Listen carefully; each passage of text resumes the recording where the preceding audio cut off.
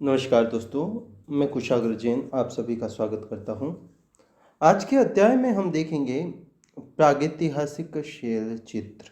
आज की वार्ता में हम जानेंगे प्रागैतिहासिक शैल चित्र क्या है और प्रागैतिहासिक शैल चित्रों का निर्माण कैसे किया गया, उनके पीछे क्या उद्देश्य थे और किन किन विषयों को चित्रित किया गया है, किसने चित्रित किया और इनकी क्या विशेषताएं हैं। तो इसी क्रम में यदि हम देखते हैं कि प्रागैतिहासिक शैल चित्र क्या है, तो यहाँ पर नाम से ही स्पष्ट हो जाता है। प्रागैतिहासिक मतलब कि प्राक इतिहास, प्राक प्लस इतिहास, इतिहास से पहले के वह समय जिसके लिए न तो कोई पुस्तक उपलब्ध है न ही कोई लिखित साक्ष्य उपलब्ध है, और ऐसे समय में जो चित्र बने गए हैं या चित्र बनाए हैं वह प्रागैतिहासिक शैल चित्र के अंतर्गत आते हैं। एक बार फिर से इस बात को सुन ले कि प्रागैतिहास मतलब कि प्राक इतिहास, इतिहास के पहले का वह समय जिसके कोई लिखित दस्तावेज पुस्तक उपलब्ध नहीं होती, कोई साक्ष्य उपलब्ध नहीं होता लिखित, लेकिन उस समय के जो चित्र प्राप्त होते हैं जो कि शिलाओं पर बने, शैल पर बने हैं, वह प्रागैतिहासिक शैल चित्र कहलाते हैं। अब ऐसे में जब मानव उस समय जंगलों में रहता था, कंदराओं में रहता था, कहीं ना कहीं अपने जीवन यापन का जो नियमित साधन है उसके लिए ही स्ट्रगल कर रहा था, संघर्ष कर रहा था, परेशान हो रहा था, ऐसे में उसको चित्र बनाने की क्या सूझी, क्या ऐसा विचार आया कि उसने चित्रण कार्य प्रारंभ किया। तो ऐसे में आप इस बात को निश्चय ही समझ लो कि मानव ने अपनी मूल जरूरतें, रोटी कपड़ा और मकान जो कहते हैं हम, तो अर्थात कि उसको अपने जीवन यापन के लिए जो महत्वपूर्ण बुनियादी ज़रूरतें थी, खाना पानी कपड़ा आवास आदि को जैसे जैसे प्राप्त किया, तो उसके बाद उसके मन में विचार आया कि अपने जीवन को और कैसे उन्नत बनाए। और इसी क्रम में उसने अपने विचारों को और मन में उठने वाले भावों को व्यक्त किया। और कहाँ पे व्यक्त किया, तो उस समय में उसने दीवारों पर और जो गुफाएं हैं आदि पे चित्र बनाए। और यही चित्र, यही मनोभाव हम प्रागैतिहासिक शैल चित्र के रूप में यहाँ पर देखते हैं। अब ऐसे में अब ये प्रागैतिहासिक शैल चित्र खींचने के पीछे क्या कारण हो सकता है, क्या ऐसा कारण हो सकता है। तो ऐसे में देखो, हम यहाँ पर देखें तो ये जो प्रागैतिहासिक शैल चित्र हैं उसको कहीं ना कहीं खींचने के पीछे मानव का कारण ये रहा है कि अपने आवास को, भोजन को और या फिर कहीं ना कहीं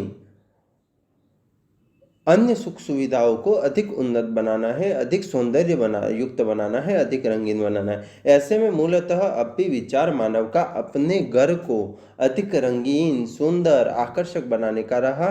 इसके अलावा जैसा कि हम नियमित रूप से डायरी लेखन का काम करते हैं अपने याददाश्त के लिए, या अपने रोजमर्रा की जो घटनाएं हैं उनको नोट करते हैं, तो ऐसे कहीं ना कहीं उन्होंने भी सोचा कि वह कुछ लिखे। और क्या लिखे, तो लिखे तो नहीं क्योंकि भाषा का आविष्कार नहीं हुआ था, तो उन्होंने क्या किया, चित्र बनाए। यह चित्र प्रागैतिहासिक शैल चित्र के अंतर्गत हम देखते हैं। मतलब कि हम कब कह रहे हैं प्रागैतिहासिक काल, मतलब वह काल जहाँ पर लिखित साक्ष्य उपलब्ध नहीं है, और जब ये पाषाण युग से पहले का समय है, इसीलिए इसे हम पूरा पाषाण काल के अंतर्गत भी अध्ययन करते हैं। अब यदि हम इसको थोड़ा सा और आगे देखें कि इस समय में क्या हुआ, कैसे हुआ, तो ऐसे में भारत में जब प्रागैतिहासिक समय के चित्र पूरे विश्व में मिलते हैं तो भारत में भी मिलते हैं।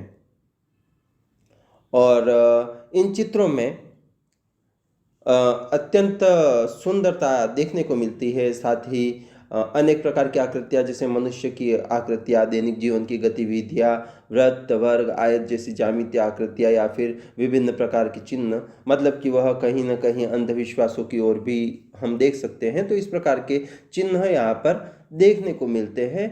अब यहाँ पर एक बात और भी देखने में आती है कि भारत में शैल चित्रों की खोज का जो क्रम है वह 1867-68 में आर्किबाल्ड कार्लाइल जो है उन्होंने शुरू कर दिया था, जो कि स्पेन में अल्तामिरा की खोज जो हुई है उससे भी 12 वर्ष पहले है। मतलब कि अल्तामिरा की खोज जो हुई है वह 1879 में हुई है, 1879 में, 1879 80 के आसपास हुई है। तो उससे भी 12 वर्ष, लगभग 12 वर्ष पहले 1867-68 में आर्किबाल्ड कार्लाइल ने इसकी खोज की है। भारत में और भी ऐसे अनेक व्यक्ति हैं जिन्होंने प्रागैतिहासिक शैल चित्रों को खोजने में मदद की है या प्रागैतिहासिक शैल चित्रों से जुड़े हुए स्थलों को खोजने में मदद की है, जैसे कार्लाइल, काकबर्न, एंडरसन, पंचानन मित्र, अमलानंदन घोष आदि का भी नाम यहाँ पर आता है। अब एक और बात आती है कि हमें यह प्रागैतिहासिक शैल चित्र कहाँ प्राप्त होते हैं। तो हमें यह प्रागैतिहासिक शैल चित्र मध्य प्रदेश, उत्तर प्रदेश, आंध्र प्रदेश, कर्नाटक, बिहार, उत्तराखंड जैसे अनेक स्थलों पर प्राप्त होते हैं। अब यहाँ पर हम एक स्थान जो कि उत्तराखंड में है, कुमाऊं की पहाड़ियों में, जो कि अल्मोड़ा बोरछिना मार्ग पे स्थित है, लगभग अल्मोड़ा से 20 किलोमीटर दूर है, जिसका नाम है लखुड़ियार, जो कि सुयाल नदी के किनारे स्थित है। और यहाँ प्रागैतिहासिक शैल चित्र देखने को मिलते हैं, प्रागैतिहासिक काल के चित्र देखने को मिलते हैं। यहाँ पर जो शब्द काम में आता है लखुड़ियार, तो लखुड़ियार का अर्थ होता है 1 लाख गुफाएं। अब यहाँ पर प्राप्त जो चित्र है उन्हें हम 3 भागों में देख लेते हैं। कौन से 3 भाग, यहाँ पर थोड़ा सा समझ लेना। पहला तो मानव आकृतियाँ या मानव चित्र, दूसरा पशु चित्र या पशु आकृतियाँ, और तीसरा ज्यामितीय चित्र या ज्यामितीय आकृतियाँ। ज्यामितीय आकृतियाँ के अंतर्गत कौन सा आ जाएगा, तो ज्यामितीय आकृतियाँ के अंतर्गत आ जाएगा वर्ग, आयत, वृत्त या अनेक प्रकार के चिन्ह या प्रतीक आ जाएंगे जो कि यहाँ पर बने हैं। इन चित्रों को सफ़ेद, काले और लाल रंगों से बनाया गया है। यहाँ पर मैं एक बार फिर आपको इस बात की ओर ध्यान ले जा रहा हूँ कि प्रागैतिहासिक शैल चित्र में जब भी हम देखेंगे तो अधिकांश चित्र काले, सफ़ेद और लाल रंग से ही बने हैं। इसके पीछे कारण यह है कि उस समय काला रंग आसानी से प्राप्त हो जाता था, लाल रंग भी मिट्टी से आसानी से प्राप्त हो जाता था, और तीसरा सफ़ेद रंग चूना आदि से आसानी से प्राप्त हो जाता था।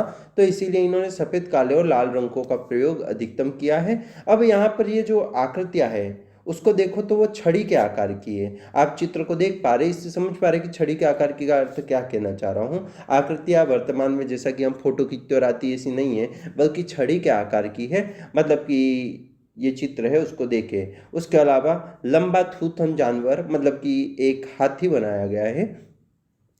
उसके अलावा लोमड़ी, छिपकली, तो ऐसे कई प्रकार की आकृतियां यहाँ पर देखने को मिलती हैं। इन आकृतियों में लहरदार रेखाएं, आकार जो है वो ज्यामितीय युक्त भी है, तो कहीं कहीं आयताकार है, डिजाइन है, बिंदु है, ऐसी सारी चीजें देखने को मिलती हैं।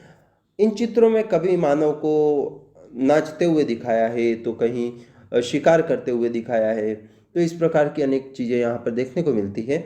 एक और स्थल जो कि आंध्र प्रदेश और कर्नाटक के इर्द गिर्द देखने को मिलता है, तो ऐसे में जो स्थल है कुबगुल्लू, पिकली हॉल और टेक्कलकोट्टा।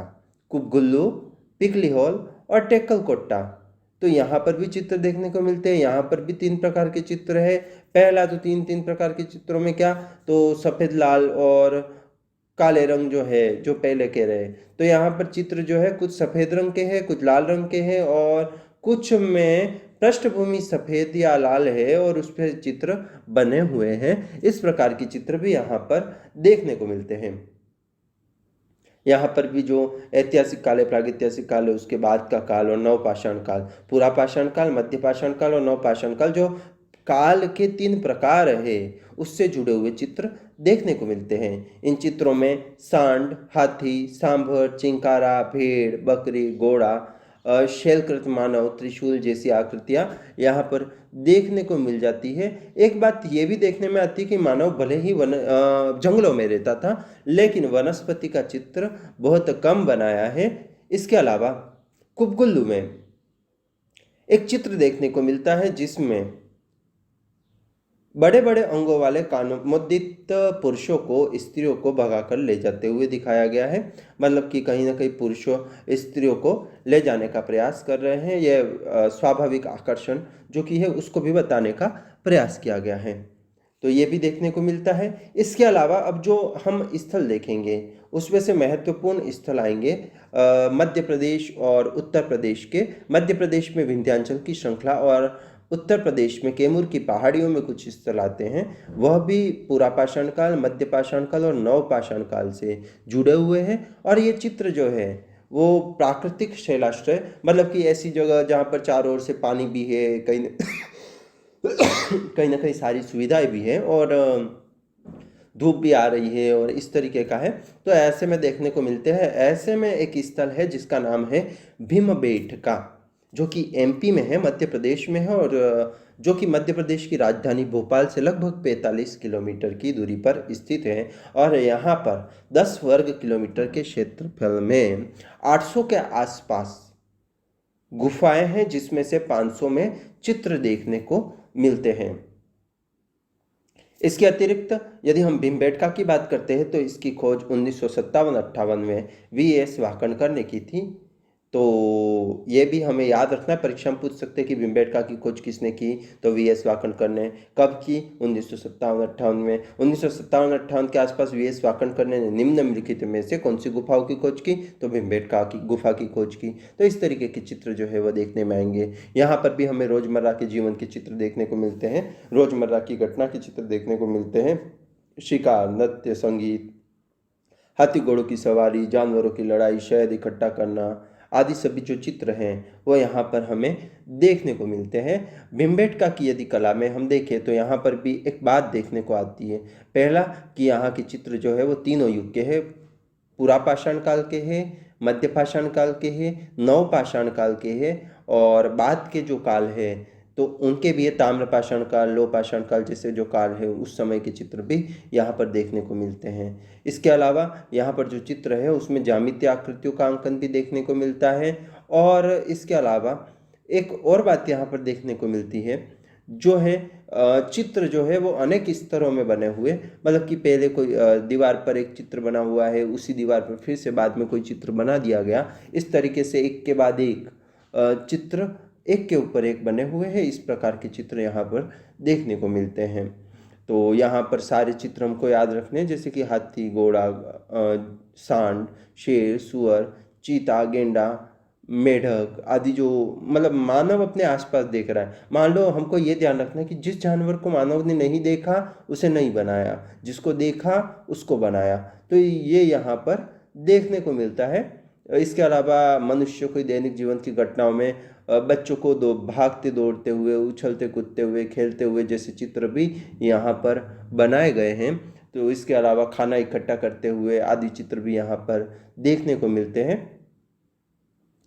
और यहाँ जो रंग है उसमें लाल रंग घेरू जो होता है उससे बना हुआ है, सफ़ेद रंग चूने से बना हुआ है, और इसके अलावा हरा रंग भी देखने को मिलता है जो कि कैल्सीडोनी नामक पत्थर से बना हुआ है। ये सारे जो पाउडर होते थे उनको कहीं ना कहीं किसी चिपचिपे पदार्थ, अर्थात कि जैसे मान लो गोंद हो गया या फिर जानवरों की चर्बी हो गई आदि में मिलाकर, और फिर पेड़ों की टहनियों से जो ब्रश बनाए जाते थे उस समय में, मतलब कि आज जैसे ब्रश तो नहीं होते थे लेकिन उस समय जो ब्रश बनाते थे उससे काम लेते थे। और वो चित्र आज भी हमें देखने को मिल जाते हैं, क्योंकि यह चित्र दीवार के साथ इतने मजबूत हो गए हैं कि अब दीवारों का अंग बन गए हैं। तो ये भी देखने को मिलता है।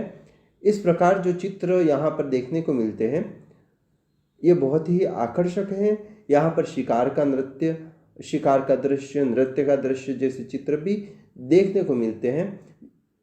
इन चित्रों को देखने के अलावा हम देख सकते हैं कि और भी कुछ स्थल है, जैसे है पंचमढ़ी है, तो पंचमढ़ी भी आता है। उसके अलावा और भी बहुत सारे स्थल है। अब हमको याद रखना है कि एक प्रश्न और आ सकता है, भीमबेटका में कितनी परतों के तक के चित्र बने हैं, तो 20 परतों तक के चित्र बने हैं। मैंने ये पूछा कि 20 परतों तक के चित्र का अर्थ क्या है, तो यहाँ पर 20 परतों का अर्थ है जब चित्रकार किसी धरातल पे या कैनवास पे या कहीं पर भी एक चित्र बना देता है, उसी के ऊपर वापस से दूसरा चित्र बनाता है, उसके ऊपर से तीसरा चित्र बनाता है, इस प्रकार से भी कार्य किया जा सकता है। तो इसके पीछे ये चित्र बनाने, इस तरीके के चित्र बनाने के पीछे कई कारण हो सकते हैं। पहला तो मान लो किसी पवित्र स्थल पर एक ही क्रिया को बार बार करना, मतलब कि चित्रों को बार बार बनाना। दूसरा, मान लो कोई चित्र अच्छा नहीं लगा तो उन्होंने उस पर दूसरा चित्र बना दिया। तो इस तरीके से बहुत सारे कारण हो सकते हैं कि मानव ने उस समय में यह चित्र बनाए। तो ये था आपका प्रागैतिहासिक शैल चित्र, और इस पाठ को यहीं समाप्त करते हैं। अगले बार मिलेंगे हम नए अध्याय के साथ। आप सभी को धन्यवाद, आपने सुना। और आपको अच्छा लगता है तो ज़रूर लाइक, शेयर, सब्सक्राइब आदि करें, ताकि कहीं ना कहीं मनोबल बढ़े और अधिक से अधिक विद्यार्थियों तक या जो अध्ययन कर रहे हैं उन तक पहुँचे। शुक्रिया, अलविदा।